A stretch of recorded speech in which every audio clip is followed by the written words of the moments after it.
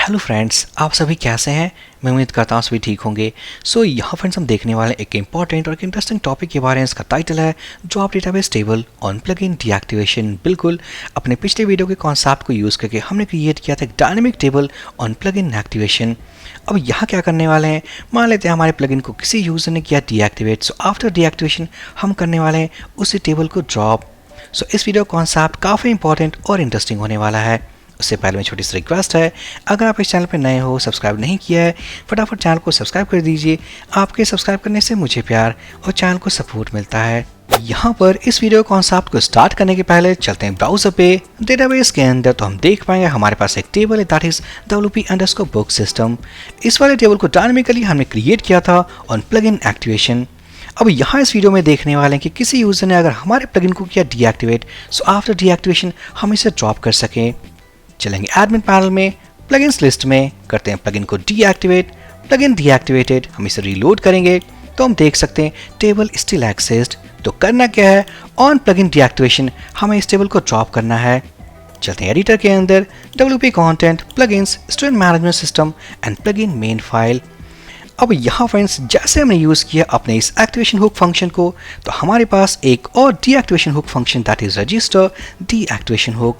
यहाँ first pass करेंगे _file and _, then हम पास करने वाले एरे का जो फर्स्ट वैल्यू होगा that is all about object, so books management object, and second value will be our class method, so it will be BMS let's say drop table.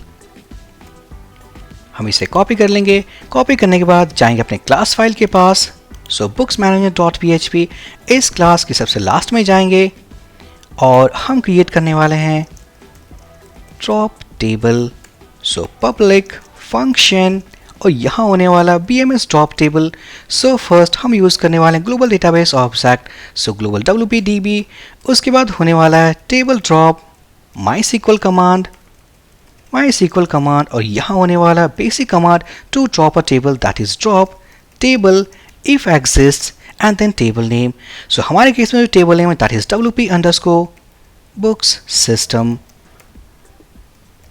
तो यहाँ देख पाएंगे जो टेबल नेम है, मेरे केस में जो प्रीफिक्स मैंने यूज़ किया that is wp_, may be in case आपके केस में प्रीफिक्स कुछ और हो सकता है, तो इसे डायनामिकली हम गेट कर लेते हैं। So table prefix equals to WPDB, हम कॉल करेंगे प्रीफिक्स प्रॉपर्टी। सो मेरे केस में ये रिटर्न करने वाला wp_, अगर आपके केस में कुछ और है जैसे कि table_, तो ये रिटर्न करने वाला है।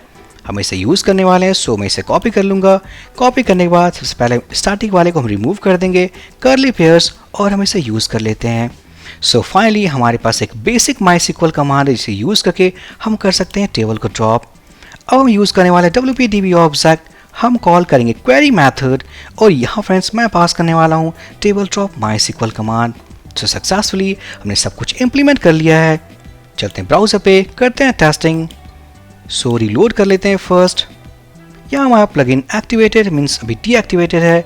सबसे पहले टेबल को हम ड्रॉप कर लेते हैं, तो हम देख पाएंगे टेबल ड्रॉप। फर्स्ट हम करेंगे एक्टिवेट, प्लगइन एक्टिवेटेड, रीलोड करेंगे टेबल क्रिएटेड, और हम करेंगे डीएक्टिवेट, प्लगइन डीएक्टिवेटेड, रीलोड करेंगे टेबल ड्रॉप। तो सक्सेसफुली ऑन प्लगइन डीएक्टिवेशन हमने कॉल किया अपने इस मेथड को। रिमेंबर आपको यूज़ करना है register_deactivation_hook।